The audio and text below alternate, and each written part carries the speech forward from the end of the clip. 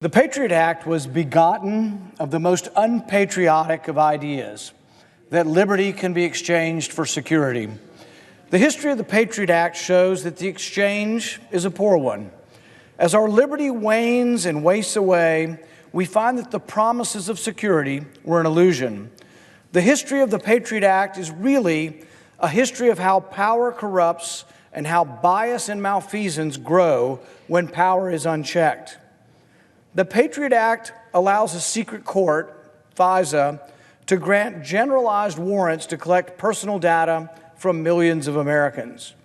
The spies who run these surveillance programs then lied for years and years to us. One of the most notorious of these liars was James Clapper. When cross-examined under oath by Senator Wyden, James Clapper denied that the government was collecting data on millions of Americans. A month later, the whistleblower, Edward Snowden, revealed that Clapper had lied. Snowden revealed that Clapper and others were using the Patriot Act to spy on virtually every American. Snowden revealed that the secret FISA court was allowing a single court order to command the collection of millions of Americans' personal phone data. Most members of Congress had no idea that this was going on. In fact, one of the authors of the Patriot Act publicly expressed his shock that such a massive surveillance of Americans was occurring with no notification of Congress. Clapper and others, though, said that's not true. They justified their actions by saying, "We've been briefing the elite 8 congressmen." Who are the elite 8 and who made them elite? The elite 8 are the majority and minority leaders of the House and the Senate, and the majority and the minority leader of the Intelligence Committee in the House and the Senate, 8 people. When they were quizzed about this program, most of them said they couldn't remember ever being briefed on it. But the real constitutional question is, have we not changed and subverted the Constitution to make 8 people more important than the rest of us? So this is a program where they were collecting the data on everybody's phone calls, everybody in America, and you would think there would have to be a debate and approval by Congress, but they only take 8 people. And those 8 people seem to be confused that they had approved the program as well. The idea that a single court order can allow the collection of personal data from millions of people is antithetical to the intentions of the Fourth Amendment. The Fourth Amendment dictates that the government must identify an individual and the items and the location to be searched. The Fourth Amendment was intended to forbid general warrants or writs of assistance that historically monarchs had used indiscriminately to collect vast amounts of either belongings or possessions of individuals. The Fourth Amendment was written to prevent that from happening. The Patriot Act essentially allows for generalized warrants and the bulk collection of personal data. The Fourth Amendment also dictates that a search can only occur when you prove to a judge, when the government proves to a judge that there is probable cause that a crime has been committed. However, under the Patriot Act, they've lowered the standard. So there's the constitutional standard, the Fourth Amendment, but under the Patriot Act, the standard now becomes if it is relevant to an investigation. So that's a much looser, broader standard, and it's not a constitutional standard. So the question is, through these special secret courts and through the Patriot Act, can we allow things that the Constitution actually prevents? What we've done is eroded protections for Americans.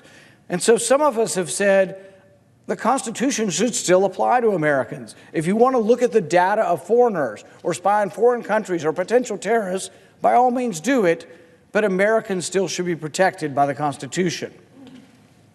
The Patriot Act doesn't provide this protection and allows anybody to be investigated if the government can prove that it's relevant to an investigation. That standard is so broad that could mean almost anything. It's hard to imagine something that could not be argued to be relevant to an investigation. To those of us that prize the rights guaranteed in the Bill of Rights, the Patriot Act is a violation of our most precious rights. The Patriot Act in the end is not patriotic. The Patriot Act makes an unholy and unconstitutional exchange of liberty for a false sense of security. And I, for one, will oppose its reauthorization. Today we are also here, though, to discuss the FISA court that interacts and uses some of these extra powers, these extra constitutional powers. It has been revealed over the last few years that the FISA court was manipulated, lied to, and ultimately condoned the investigation of a political campaign. I believe that the authors of the FISA court, who intended to restrain unconstitutional searches, would be appalled at what the FISA court has become.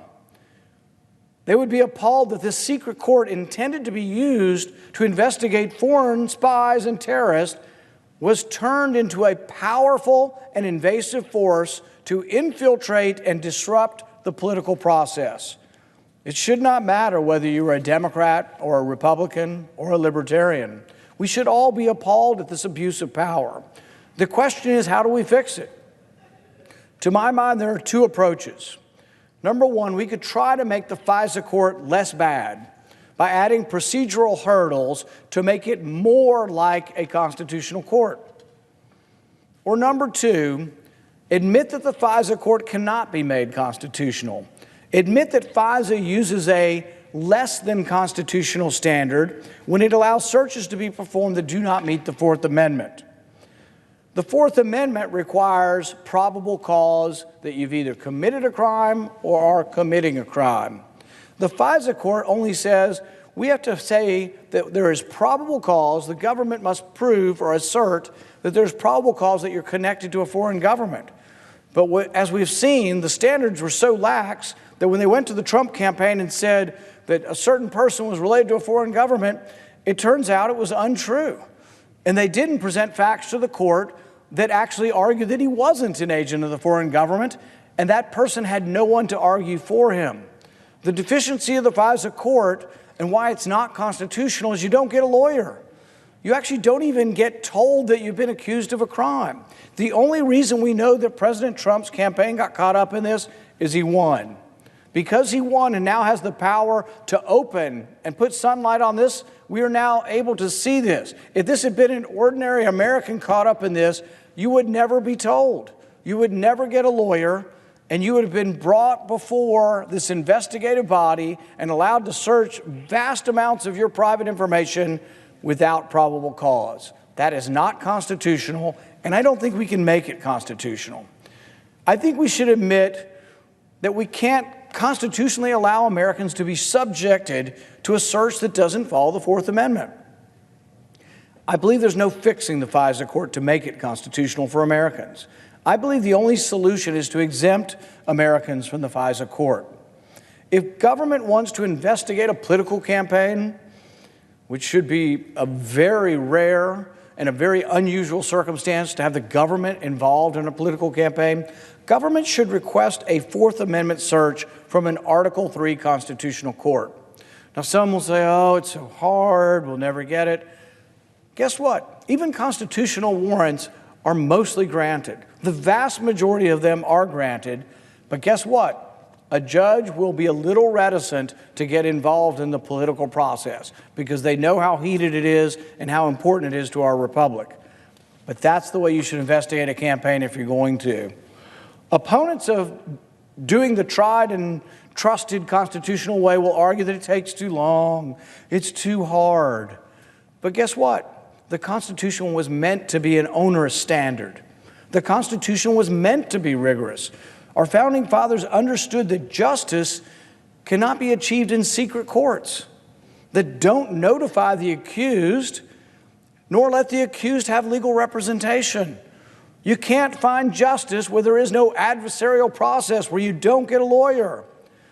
I think it's high time we quit letting fear overrun our constitutional duty. So today I offer an amendment that restores the Constitution for all Americans and forbids the secret FISA court from ever again meddling in our political process.